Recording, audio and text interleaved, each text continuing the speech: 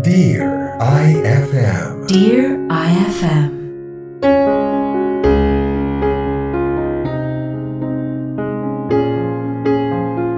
Dear IFM.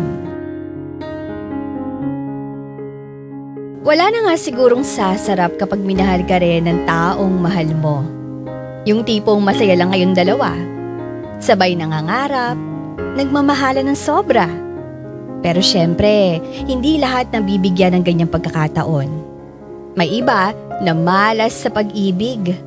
Dahil ang taong mahal nila, hindi nila pwedeng makuha. At isa ako sa mga taong yun. Nagmamahal sa isang taong kahit kailan hindi mapapasa sa akin. Palihim na nasasaktan at umaasa na sana isang araw magkaroon ng himala.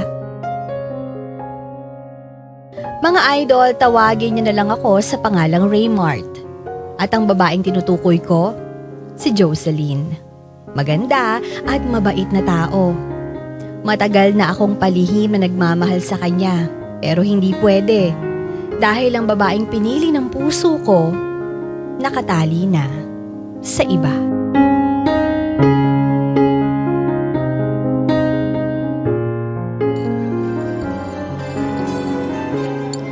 Alam mo, napansin ko lang na hindi masyadong masarap ang pagkain ngayon sa cafe.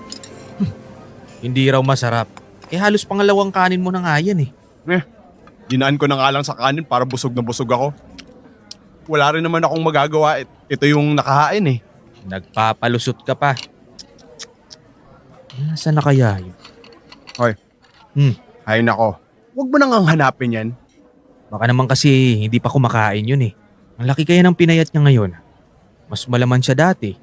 Iniisip ko nga kung anong vitamins yung iniinom niya eh. Baka nga wala pang iniinom yun eh. Aba, kung maka-concern na. Asawa ka ba? Hindi naman, di ba? Huwag mong pakialaman. Alam mo bakit ba laging basag trip ka no? Pare naman kasi, may asawa na yung tao, tantanan mo naman. Kung wala lang asawa yun, ako pang unang tutulak sa'yo papalapit sa kanya. Pero meron eh. So, atras tayo palayo ah. Alam mo pare, maghihiwalay na yung dalawang yun. Ano mo naman nasabi? Dumadalas na kaya yung mga pag-aaway nila. Oh, ano naman ngayon? Ibig sabihin lang nun, malapit na niyang iwan yun si Is. Nag-aaway lang, iiwan na niya. Meron nga akong kilala eh, kulang na lang magbatuhan ng kutsilyo. Hanggang ngayon magkasama pa rin sila. Huwag ka nang umasa kasi wala ka naman talagang pag-asa nung simula pa lang eh. Sus, hindi yan. Alam mo, sinasabi ko sa'yo, maghihiwalay silang dalawa. Hi Jocelyn, kakain ka na? Uy, oo eh. May ginawa pa kasi ako sa loob kaya ngayon lang ako kakain. Masarap ba yung ulam? Naku! Hindi. Pero yung ginisang ampalaya, pwede nang pagtsagaan. Hingi ka na lang ng sabaw. Ganun ba? Sige. Salamat O nga pala, Jocelyn.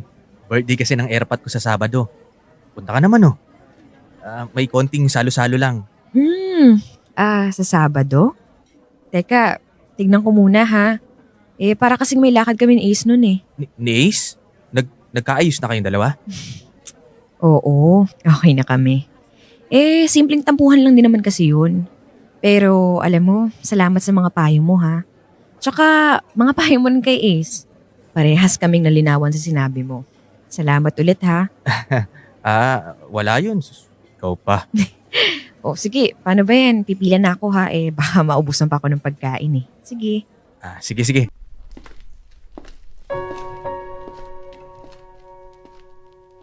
Oh, tingnan mo na. Nagkatampuhan lang kasi ikaw naman nasa hiwalayan agad eh. Ay nako, mukhang mali yung ginawa ko Di bale, next time. Next time? Anong next time? Wala. Sus, kilala na kita. Baka sirain mo na naman yung mga plano ko. O ikaw pinsan, umayos-ayos ka. Yung sinasabi mong plano, kinakabahan ako dyan. Mukhang hindi magandang naaamoy ko eh. Manahimik ka na lang pwede. Tapos ano? Magugulat na lang ako na nasangkot ka na pala sa gulo. Hindi ka naman siguro bata para hindi alam kung anong tama sa mali, di ba? Alam mo na kung anong ibig kong sabihin. Kaya yung iniisip mo, kung mali yan, gawin mong tama bago ka pa mapahamak.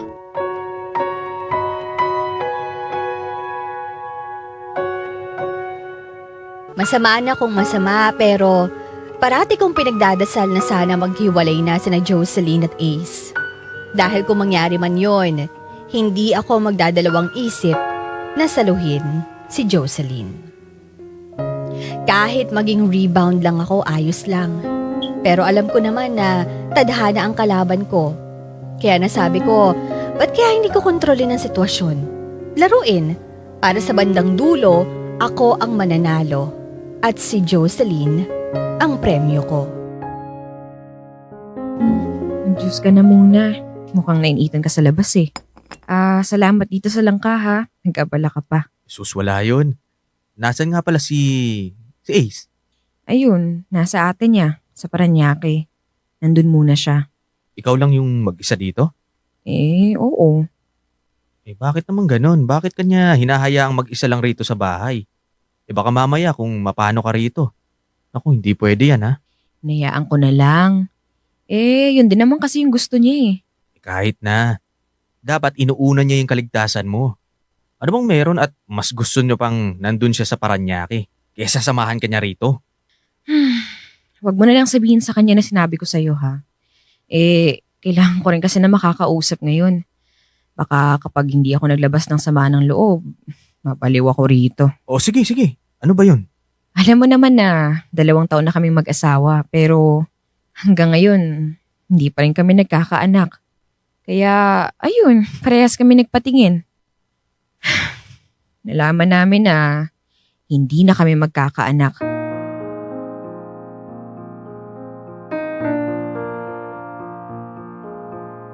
Si Ace ang may problema. Nag-away nga kami kagabi kasi hindi niya matanggap. Tapos ayun, sa akin niya binuntun yung galit niya. Naiintindihan ko naman si Ace. Pero mali na sa'yo niya ibunto ng galit. Hindi mo naman kasalanan yun eh. Sabihin mo, anong ginawa niya sa'yo? Sinaktan ka ba niya? Hindi. Hindi naman niya ako sinaktan eh. Nasigawan lang. Sabihan ng mga masasakit na salita. Pero kasalanan ko rin naman. Kasi hindi ako tumahimik nung sinabi niya na tumahimik na ako. Kahit na, mali pa rin yung ginawa niya. Ba't hindi na lang niya isipin na marami namang katulad niyo na wala namang anak pero masaya? Kaso, syempre, iba pa rin talaga yung may anak na inaalagaan kasi yun yung magiging sentro ng samahan niyong mag-asawa. Gusto ko na talagang magkaroon ng anak. Pero paano naman mangyayari yun sa sitwasyon ni Ace? Mahal ko yung asawa ko kaso ang hirap eh. Sobrang hirap tanggapin. Ganun talaga. Parehas kayong mahihirapan sa sitwasyon. Lalo ka na. Gusto mong magkaroon ng anak pero hindi kayang ibigay ni Ace eh. Alam mo, parehas tayo ng pangarap. Yung magkaroon ng masayang pamilya. Ang problema nga lang, wala naman akong asawa. Ikaw, meron nga, pero hindi naman kayang ibigay yun sa'yo. Gulong-gulo na ako. Hindi ko alam kung hanggang kailan ba kami ganito ni Ace. Pati mga text sa tawag ko, hindi man lang niya sinasagot eh. Hayaan mo na muna siya. Siguro gusto niyang mapag-isa. Pero kahit naman kasi anong gawin niya, wala namang magbabago sa nangyayari. May iba nga na kahit walang anak, masaya pa rin. Pero may iba rin naman na naghihiwalay sa huli. Kasi parang, alam mo yun, nawala na sila ng rason para magsama pa. Sa tingin mo ba, ganun ang mangyayari sa amin ni Ace? Uy, wala akong sinasabing ganun ha. Depende pa rin yan sa inyong dalawa kung anong mangyayari. Naiiwan ako ni Ace. Hindi naman siguro, pero kung sakaling gawin niya yon, parang wala naman yata siyang karapatan. Siya na nga itong may pagkukulang, siya pa yung mangiiwan. Sana maging okay na rin kami.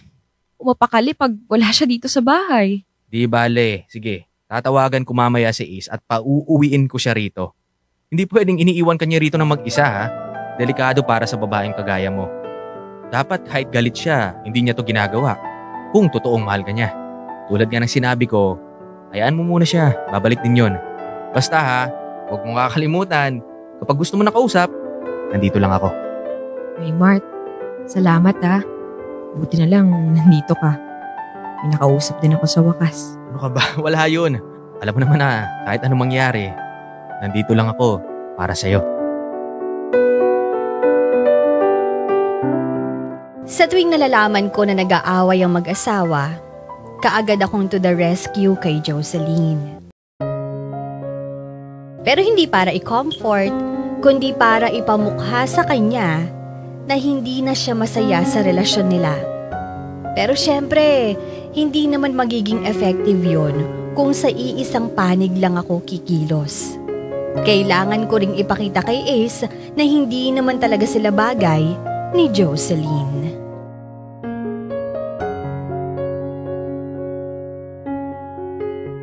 Buti naman at pumayag ka na makipag-inuman sa akin ngayon. Hindi na halos kita mahagilap pa. Naging busy lang. Ano naman yung tita ko kasi gusto magtayo ng hardware store. Nagpatulong sa akin. Gusto pa nga nila na akong humawak nun eh. Di maganda kung ganun. Pwede ka nang umalis sa trabaho mo.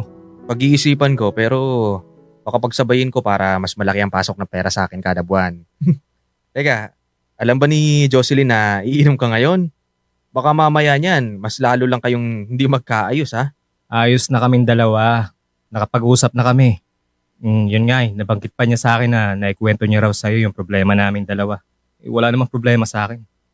Hindi ka na rin naman iba sa amin, di ba? Teka, okay na kayo? Hindi na kayo magkaaway? Hindi na sa wakas. Nakapag-isip-isip din kasi ako ng mabuti. Mali nga naman na sa kanya ko ibunto ng galit ko. Ngayon, nagsorry na ako. Tapos yun, okay na. Mabuti naman kung gano'n. Sinabi ko naman kasi kay Jocelyn na hindi mo siya matitiis. Pero alam mo, hindi pa rin talaga nawawala sa isip ko yung sitwasyon ko. Ikaw ba? Nung nalaman mo yun, anong una mong naisip sa akin? Di ba, magiging wala na akong kwentang asawa sa kanya? Uy, hindi naman ha. Marami namang paraan para maiparamdam mo sa kanya yung pagmamahal mo para sa kanya. Yun nga iniisip ko eh. Pero, anong paraan naman? Pangarap yun ni Jocelyn eh. Gusto kong ibigay sa kanya. Makita ko lang siya na masaya masaya na rin ako. Alam mo, pwede pa rin naman kayo magkaroon ng anak. Magampun kayo. Kaso mahirap yung proseso nun. Saka syempre, iba pa rin talaga yung galing sa inyo yung bata. Iba yung saya, ganun. Kaya nga, tama ka dyan. Pero magiging masaya naman kami kahit wala kaming anak. Oo naman. Pero dahil sa hindi mo siya mabigyan ng anak, kailangan mong doblehin yung mga gagawin mo para maging masaya siya. Pero alam mo, baka ngayon, masaya kami ni Jocelyn tapos kapag tumagal-tagal na, biglang magbago. Baka makahanap siya ng iba na ibibigay sa kanya ang gusto niya. Sa bagay. Sa tingin ko naman hindi niya magagawa yung mga ganyang bagay. Kaya lang, ganyan na ganyan yung nangyari sa kaibigan ko eh. Hindi rin sila magkaanak. Nung una, masaya naman sila dahil parehas nilang tanggap. Hanggang sa isang araw, nalaman na lang niya na may iba na yung asawa niya. Grabe naman yun. At hindi lang yun ha. Nalaman niyang buntis sa ibang lalaki yung asawa niya. Ang sabi niya kasi hindi na raw siya masaya. Hindi na raw sapat na silang dalawa lang sa buhay nila. Mga ganun ba? Oh, ba't natahimik ka dyan? Wala. Napaisip lang ako. Baka mangyari rin sa amin ni Jocelyn eh. Pero, hindi. Mahal ako ni Jocelyn. Hindi sa amin mangyayari yon. Hindi ako nun ipagpapalit kahit kanino. Oo naman. Pero syempre, hindi mo rin sa kanya maiiwasan na malungkot. Sigurado ako na naiinggit siya sa iba niyang mga nakikitang babae na may anak o kaya buntis, gano'n. Hindi naman malabong mangyari yon. Ano pa nga bang magagawa niyo, di ba? Nandyan na eh. Doblehin mo na lang yung mga magagawa mo para iparamdam sa kanya na mahal mo siya. Para kahit papaano, hindi siya malungkot at saka mainggit sa ibang tao.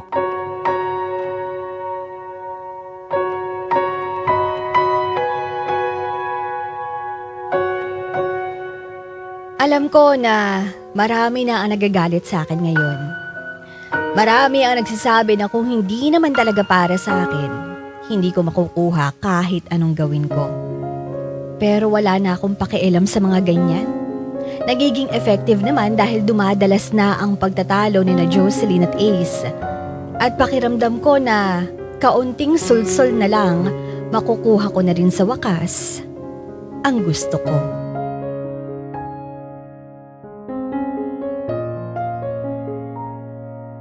Simula nang malipat si Ace sa Parañaque, mas naging malapit kami ni Jocelyn sa isa't isa. Araw-araw magkasama at pinupuntahan ko siya sa bahay niya. Alam ko kasi na Yun na yung pagkakataon ko na makuha si Jocelyn. Sabi nga nila, kapag wala ang pusa, naglalaro ang mga daga. Uwi ka ng pansit para hindi ka nabibili ng merienda mo. Ito ba? Ayos na ba sa ito yung ganito karami? Naku, ayos na yan. Masyado na ngang marami yan eh. Ikaw talaga pinapataba mo ako. Mataba. Payat-payat mo pa kaya. Uubusin mo to, ha? Oo, ikaw nagluto niyan eh. Nga pala, kailan ang uwi ni Ace rito? Ako bukas pa ng umaga. Dapat ngayon kaso pinag-overtime na naman sila. Kaya lang namang bumiyahe pa siya ng gabi. Nagpahinga ko na lang muna. Ayos ka lang ba sa sitwasyon yung dalawa? Na tuwing day off lang kayo magkasama? Siyempre, hindi. Kaso wala naman ako magagawa eh. Nasa Paranaque yung trabaho niya. Tapos nandito yung akin. Ba't kasi pumayag ka na hayaan siyang magpalipat? Sana, pinaghanap mo na lang siya ng ibang trabaho dito. Sinabi ko naman na yun sa kanya. Kaso sabi niya, sayang naman daw. Tsaka kapag nag-resign siya, umpisa na naman sa simula. So, hindi siya nakikinig sa'yo? Hindi naman nakikinig yun sa akin eh. Pero hinahayaan ko na lang kaysa naman magtalo na naman kami. Na naman? Bakit? Madalas ba kayo magtalo? Medyo. Yung mga pagkakataon kasi na nauungkat na naman yung sitwasyon namin. Kakaroon siya ng awa sa sarili tapos umiinit ang ulo. Kaya ako sumasalon ng lahat ng galit niya. Talaga tong si Ace oh. Dapat tinuturuan niya yung sarili niya paano kontrolin yung sarili niya kapag nagagalit siya. Oh, ba't natahimik ka? Raymart, sa tingin mo ba, sama na akong asawa kung sasabihin kong parang kulang yung pagsasama namin ni Ace? Uy, syempre hindi. Normal lang yan. Sadyang may mga pangako lang talaga tong si Ace na hindi niya kayang ibigay sa'yo. Yung magkaroon ng masayang pamilya. Mga anak na masasabi niyong inyo talaga. Ikaw ba, nararamdaman mo bang nababawasan yung pagmamahal mo sa kanya? Parang, ewan ko. Naguguluhan na ako eh. Kasi habang tumatagal, nagiging magulo yung pagsasama namin. Kasi dumadalas ang pagiging irritable niya kapag nagtatalo kayo. Hindi naman kita masisisi kung nagkakaganyan ka. Kahit sinong tao naman sigurong nasa sitwasyon mo, ganyan din yung mararamdaman. Tural, mapapagod. Mahal ko naman si Ace eh. Pero hindi ko maiwasang isipin na ano kayang magiging kinabukasan naming dalawa. Paano pa mangyayari yung mga gusto ko sa buhay? Alam mo, isa lang naman ang tanong dyan. Bakit kasi nagtsatsaga ka pa? Bakit kasi hindi mo na lang siya hiwalayan? Ha? Bakit ko naman siya ihiwalayan? Kasi hindi niya nga kayang ibigay yung gusto mo. Yung mga pangarap mo. Alam mo sa umpisa, magiging okay ka pa sa sitwasyon eh. Sasabihin mo na sapat yung kasama mo siya. Pero kapag tumagal-tagal yan, maiisip mo talaga na sana yung mga pagkakataon na umalis ka sa sitwasyon, sana umalis ka na noon pa. Teka nga, ano bang sinasabi mo? Raymart, mahal ko ang asawa ko. Nako, hindi mo rin maiiwasan na mag-isip na sana kayang ibigay ni Ace ang gusto mo. Ngayon pa lang, nagkakaganyan na kayo. Paano pa pag tumagal kayo? Kapag parehas na kayong may edad, mas lalong magiging magulo yan ako. Kaya hanggat may oras ka pa, kung ako sa'yo kung ako lang sa'yo, umalis ka na sa relasyon nyo. Hindi ko kayang iwan si Ace. Natatakot ka bang mag-isa? Na baka walang tatanggap sa'yo? Pwes para sabihin ko sa'yo, Jocelyn, nagkakamali ka dyan dahil nandito ako. Sasaluhin kita. Teka, ano bang sinasabi mo? Alam kong maling sabihin sa'yo to pero matagal na kitang mahal, Jocelyn. Kung noon, sinasabi ko na hindi ko kayang tapatan si Ace pagdating sa'yo. Pero ngayon, sa nalaman ko, kayang-kaya ko ibigay lahat ng hindi niya kayang ibigay sa'yo. Raymart, mas mabuti pang umalis ka na. Hindi ko na gusto yung naririnig ko mula sa'yo. Kung ako ang pipiliin mo, mas magiging masaya ka. Lahat ng gusto mo, ibibigay ko. Lahat ng pangarap mo, yung buong pamilya, yung pagmamahal, tutuparin ko yun para sa'yo. Kasi mahal kita. Naririnig mo ba yung sarili mo? Raymart, may asawa ako. Huwag mo namang guluhin yung relasyon namin. Guluhin?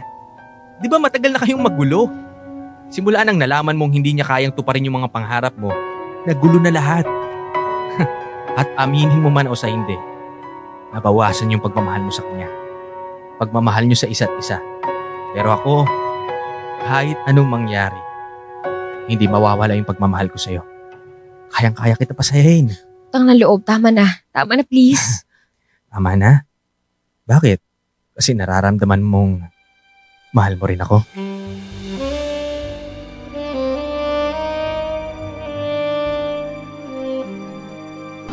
Bigyan mo lang ako ng pagkakataon. Hindi ka magsisisi. Hindi kita pababayaan gaya ng ginagawa sa Iblis. Nandito ako. Ano ba? Mahal kita.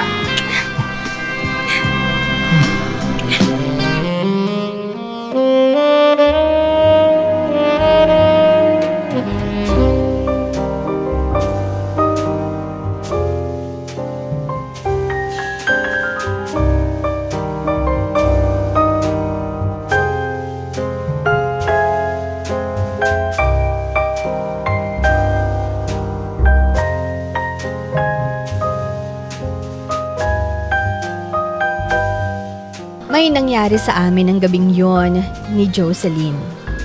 Akala ko yun na. Pero nagkamali na naman ako. Pagkatapos kasi noon, bigla na lang akong iniwasan ni Jocelyn. Ni hindi ko nga siya makausap kahit na 1 minuto lang.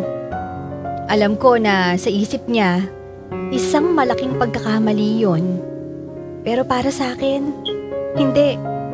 Kaya sabi ko, mas lalo ko siyang hindi susukuan dahil naramdaman ko na kahit kakarampot, meron siyang pagmamahal para sa akin.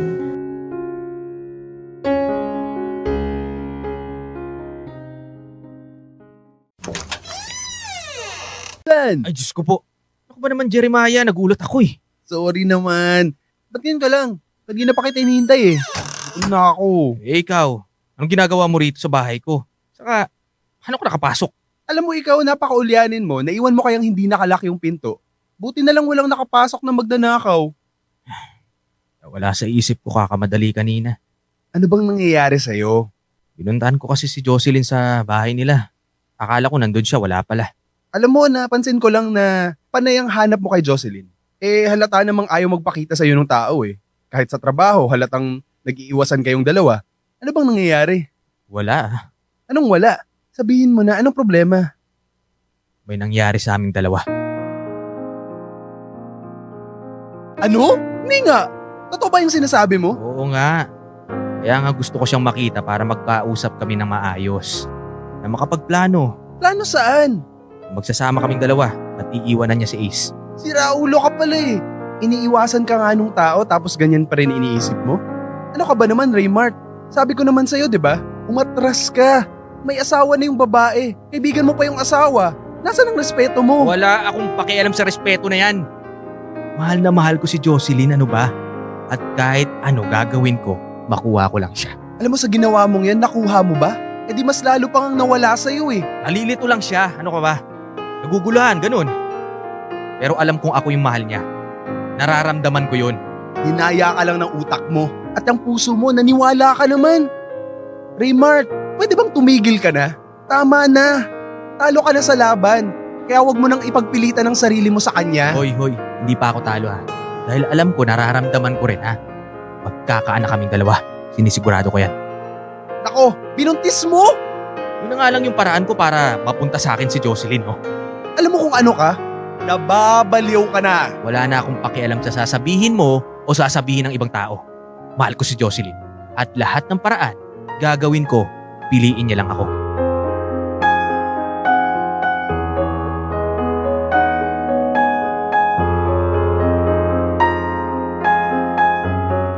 Pinilit ko pa rin ang hindi pwede. Parati kong inaabangan si Jocelyn pagkatapos ng trabaho. Dumadaan sa bahay nila, palayad tawag at text ko sa kanya pero ni isa sa mga yon. Hindi ako nagkaroon ng pagkakataon na makausap siya. Ayoko sanang sumuko pero parang panahon na yata ang nagiging kalaban ko sa sitwasyon na to.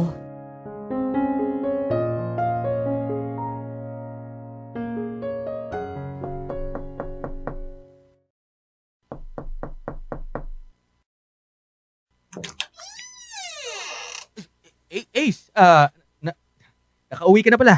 Oo, kahapon lang. Anong ginagawa mo rito? Nandiyan ba si Jocelyn? Gusto ko sana siyang makausap eh. Tungkol sa naman.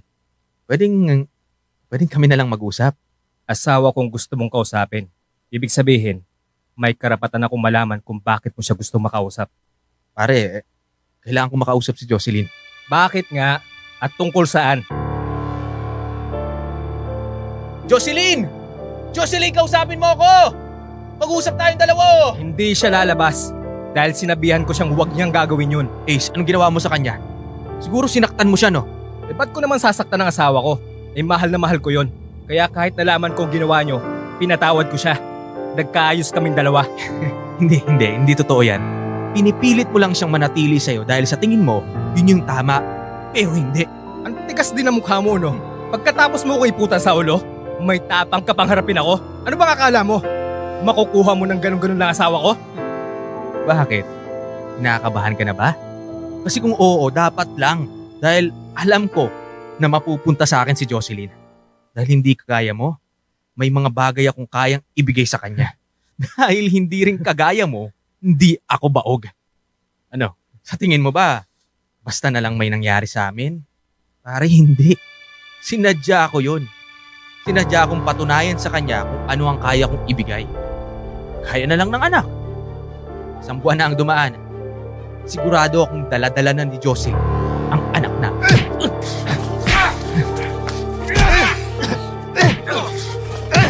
Ayop ka! Napaka-demonyo mo! Sinamantala mo ang kahinaan ng asawa ko! Pwede kitang ipakulong! Anong ikakaso mo sa akin?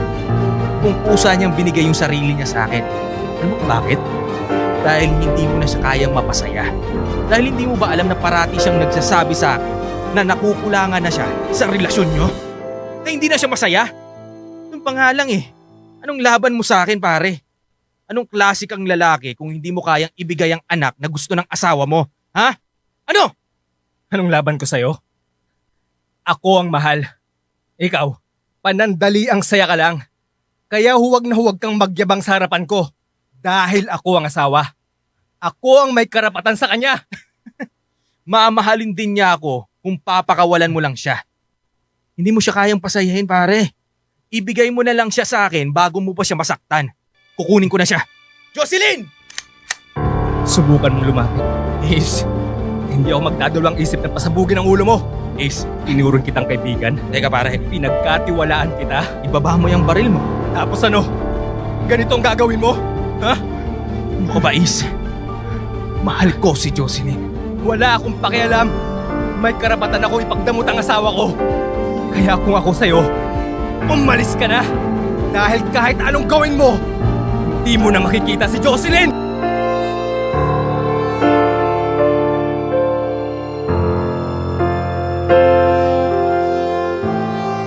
Kinabukasan, sinubukan ko pa rin na puntahan ulit si Jocelyn sa bahay nila pero wala nang nakatira.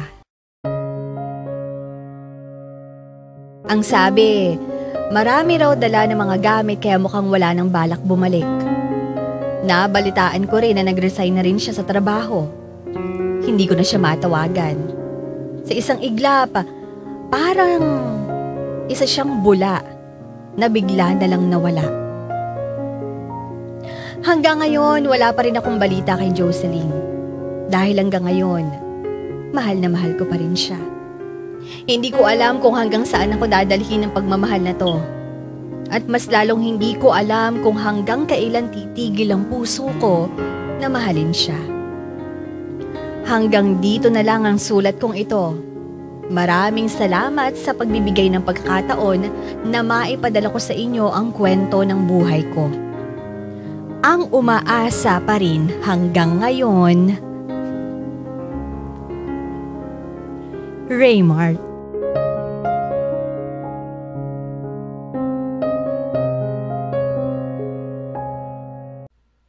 Idol, may kwento ka bang nakakakilig?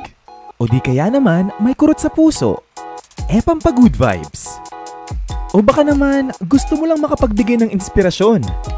Halika! Pwedeng-pwede kang magpadala ng kwento ng buhay mo sa amin. Magpadala lang ng sulat sa email dearifmstories@gmail.com o di kaya naman mag-PM sa official Facebook page namin. Hanapin lang ang Dear IFM at kami nang bahala sa'yo. Malay mo, kwento mo na pala ang susunod na mapapakinggan. Ano pang hinihintay mo? Ikwento mo na yan dito sa amin sa Dear IFM, kung saan una ang kwento mo.